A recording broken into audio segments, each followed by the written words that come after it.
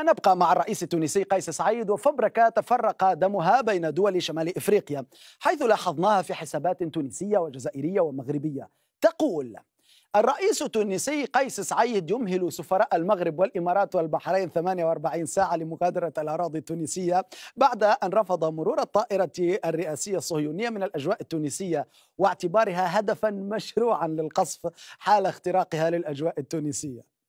اسمحوا لي، يعني الموضوع مضحك قليلا بالنسبة لي.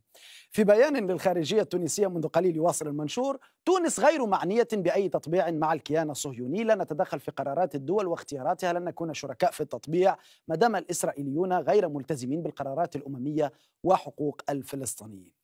لا يحتاج أحد إلى مراجعة أي وسيلة إعلام لمعرفة أن الخبر مفبرك، فالتهديد بهذه الصيغة لا يصدر عن أي دولة. أما ما جاء في بيان الخارجية التونسية حول العلاقات مع إسرائيل فهو أن حقوق الشعب الفلسطيني غير قابلة للتصرف ولا للسقوط بالتقادم، وفي مقدمتها حقه في تقرير مصيره وإقامة دولة مستقلة عاصمتها القدس الشريف.